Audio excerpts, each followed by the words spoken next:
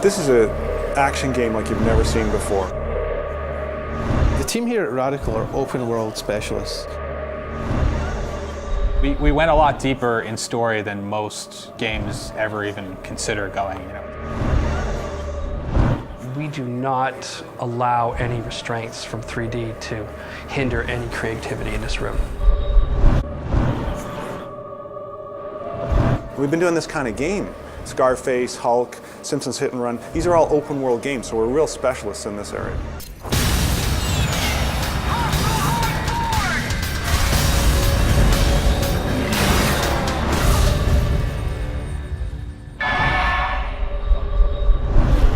Did you ever think you were put here for a reason? Blackwatch is a special forces branch of the US military. They're top secret, they're beyond top secret. They're set up specifically to deal with biological outbreaks. These are the guys that will go in, wipe out entire families, neighborhoods, buildings, and not bat an eye on it. They are completely convinced that what they are doing is right and that they're the last line of defense against what they're fighting. A viral outbreak starts in New York, and various neighborhoods of the city become no-go zones, and basically they're brought in to clean up the mess. And the poor Marines have no idea what's going on, but the Blackwatch are sinister, effective, they know exactly what the virus does, and they're on the lookout for both the player character and other things infected with the virus. The Blackwatch are constantly developing weapons through the story of the game to counter the player's abilities in prototype. So they're not just a static force, they're not just a snapshot at the start of the game which they roll more and more guys in through the game. Once they start realizing and analyzing what the player can do, they deploy new technologies to the field. They'll hunker down, they'll get heavier weapons on you, they won't run. They're used to things like this, they've seen it before. The Specialist is Blackwatch's best. We wanted a human foe that Alex could face directly and have a chance of losing. We call him the right man for the wrong job, the ultimate bad guy that comes out in the field when Alex has revealed himself too much. He's dealt with things like Alex before. What makes someone want to become a Blackwatch soldier? Are they just brutal killers? Are they humanitarians? Do I shoot the innocent because I'm crazy, or do I shoot the innocent to protect them because the virus is going to be worse?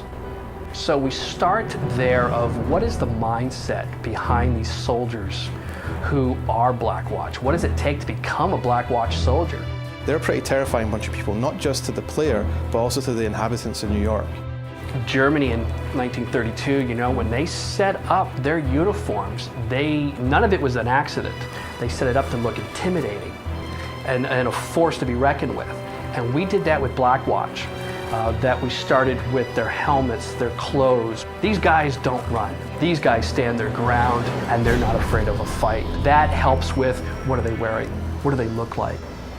And Kev here could probably show you a couple examples of what I'm talking about.